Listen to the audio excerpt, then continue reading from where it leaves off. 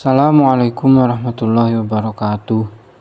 Kaum muslimin yang beriman, pada video kali ini marilah kita bahas bersama-sama, kita pelajari bersama tentang sujud sahwi.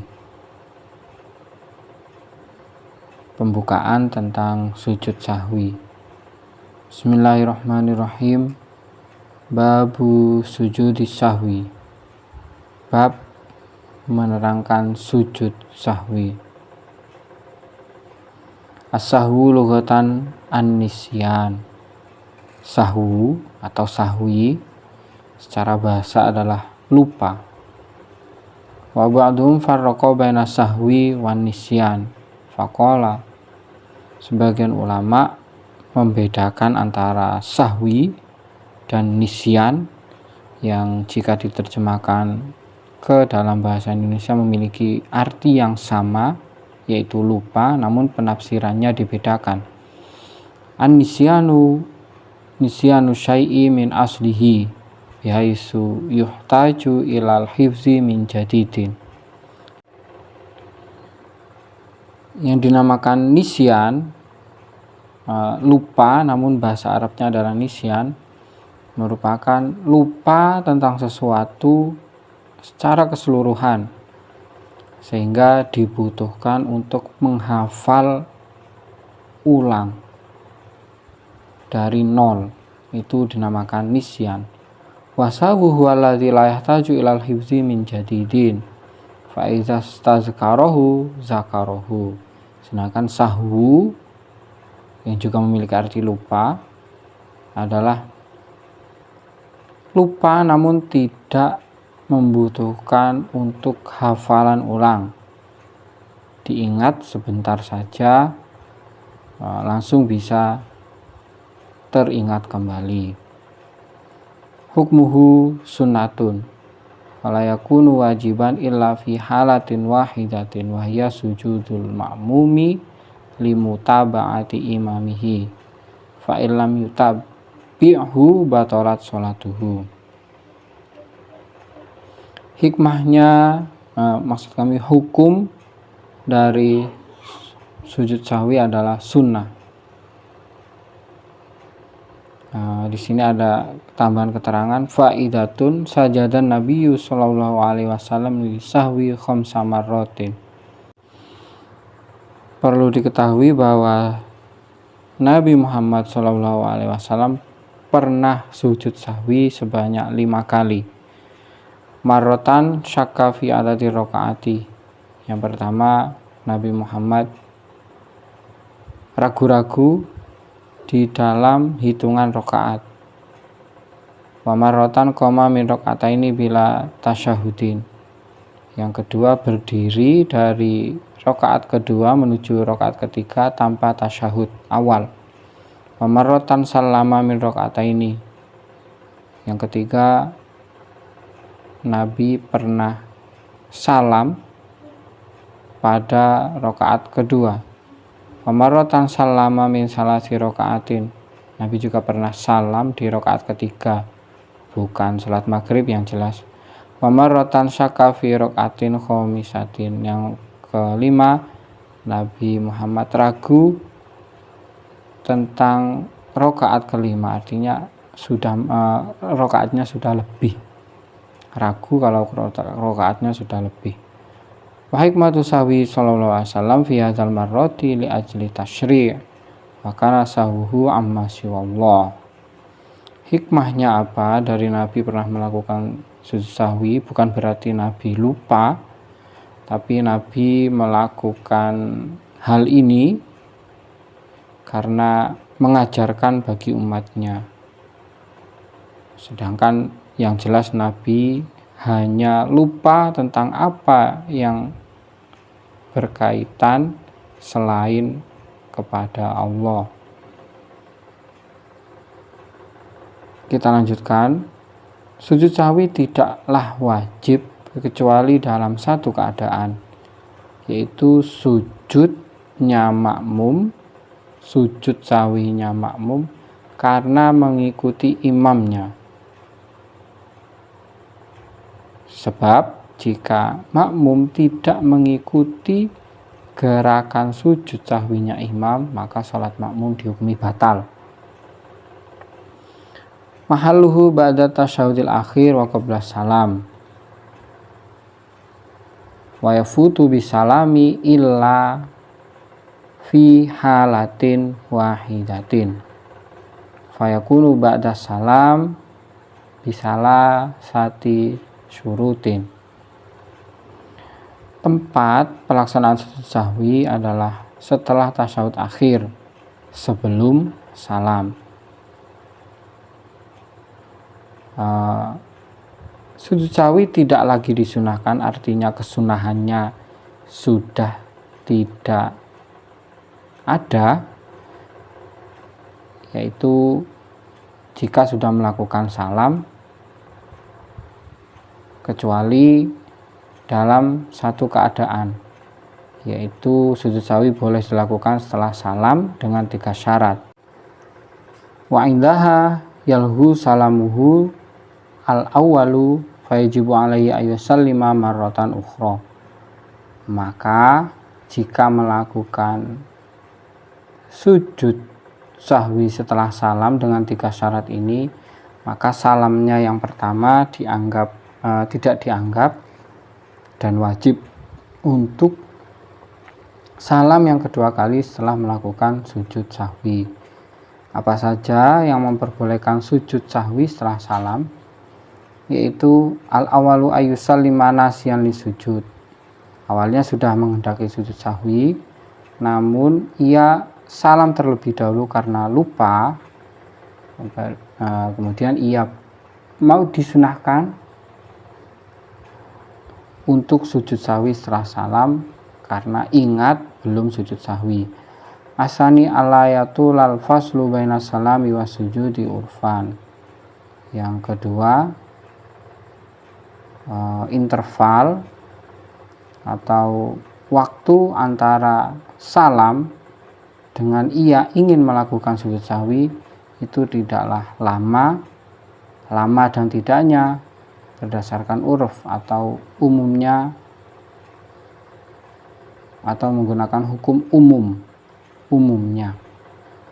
Asalisu an la yatra'a mubtilun lis salat ay munafin laha kahadasin wa wuku'in najasatin wa tahawuli anil kiblah ma'atulil fasli.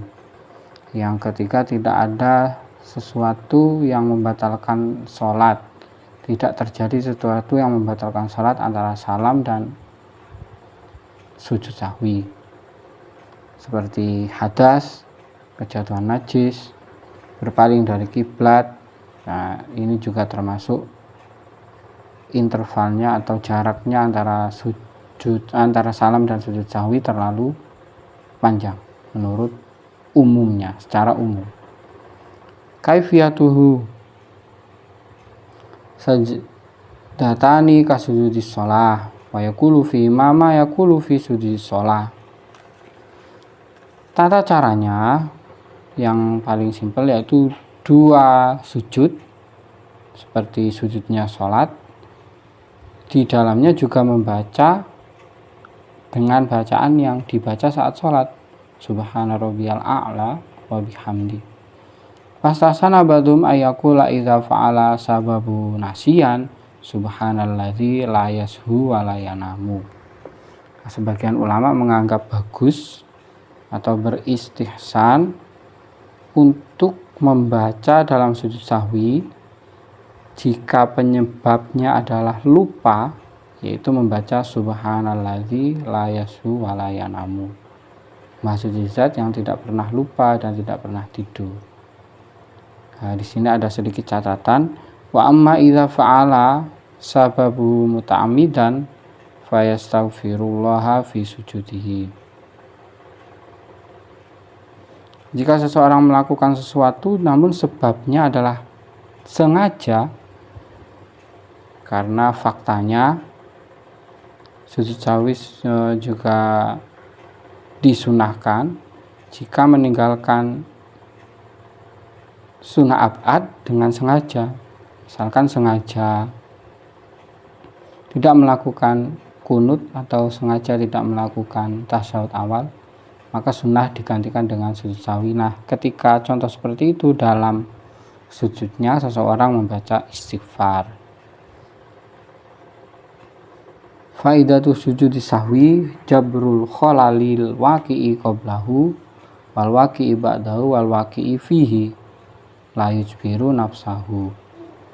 Faidah dari sujud sahwi adalah menempel atau menambal kekurangan yang terjadi sebelum sujud sahwi atau terjadi setelah sujud sahwi, bahkan yang terjadi di dalam sujud sahwi itu. Namun sujud sahwi tidak bisa menambal kesalahan yang terjadi dalam sujud sahwi itu sendiri. Penjelasannya, suratul kholalil waqi'i qabla sujudi sahwi, contoh dari kekurangan yang terjadi sebelum sujud sahwi. Bi anfa'ala sababan min asbabi sujudi sahwi katar kita syahudil awal fayasjudu fi nihayati sholah lisahwi fayajburul kholalal waqi'a qablahu.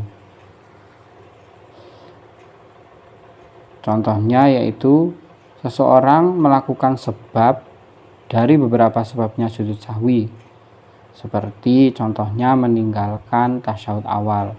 Maka seseorang sujud di akhir sholat karena lupa melakukan tasyahud awal. Maka contoh ini menunjukkan bahwa sujud sahwi menambal kekurangan yang terjadi sebelum sujud sahwi. Asani suratul kholalil waqi'i ba'da sujudi sahwi. Yang kedua, contoh kekurangan yang terjadi setelah sujud sahwi bisa ditambal dengan sujud sahwi itu. Bi an sajada li sahwi li sababin min asbabi sujudi sahwi summa ba'da dzalika sujud fa'ala sababan akhar min asbabi sujudi sahwi kal akli ka'aklin kolilin nasiyan au kalamin kolilin nasiyan fala yasjudu li sahwi marratan saniyatan li anna sujuda sahwi yajburul kholal al waqi'a ba'dahu. Contohnya yaitu seseorang melakukan sujud sahwi karena melakukan salah satu sebab dari beberapa sebab sujud sahwi. Kemudian setelah sujud, sebelum salam, orang tersebut melakukan sebab yang lain yang semestinya menyebabkan sujud sahwi, seperti makan sedikit karena lupa, berbicara sedikit karena lupa. Maka orang tersebut tidak perlu melakukan sujud sahwi untuk kedua kalinya, karena sujud sahwi yang pertama sudah bisa menambal kekurangan atau kesalahan yang terjadi setelah sujud sahwi itu. Asalisu suratul kholalil waqi'i fi sujudi sahwi. Yang ketiga, contoh kesalahan di dalam sujud sahwi itu sendiri, yaitu bi an sajada li sahwi li sababin min asbabihi summa fa'ala sababan akhara li sujudi sahwi wa huwa sajidun li sahwi.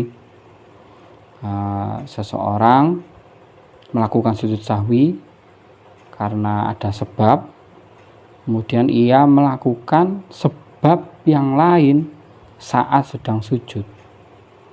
Ka'aklin kolilin nasiyan, seperti makan sedikit karena lupa.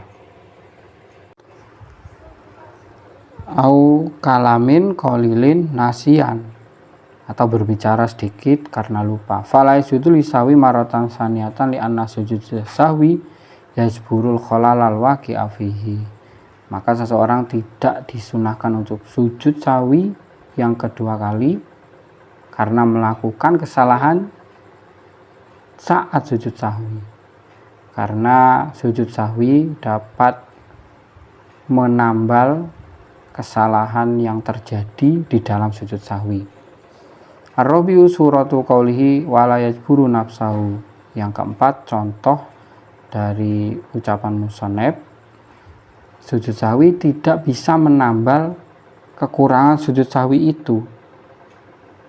Bagaimana contohnya? Bi anzalna anna alaihi sujud sahwi bisa babin minal asbab. Kata kita syaudil awal. Summa tabayyana ba'da sujudihi annahu lam yaf'al dzalika sabab.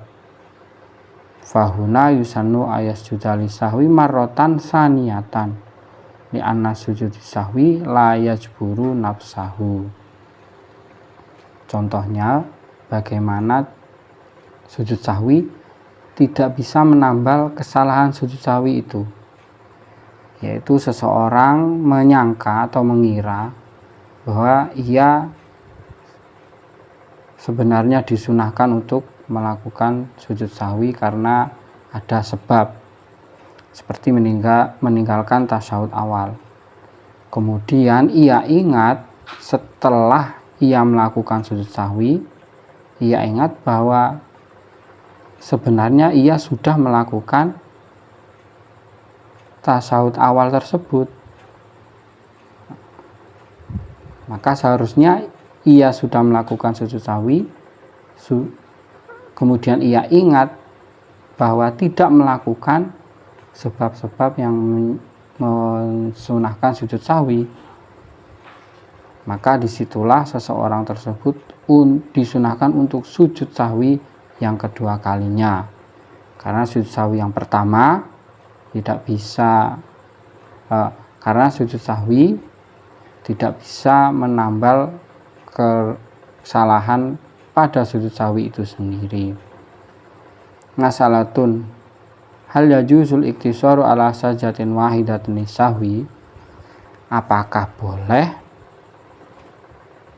sujud sahwi hanya satu kali?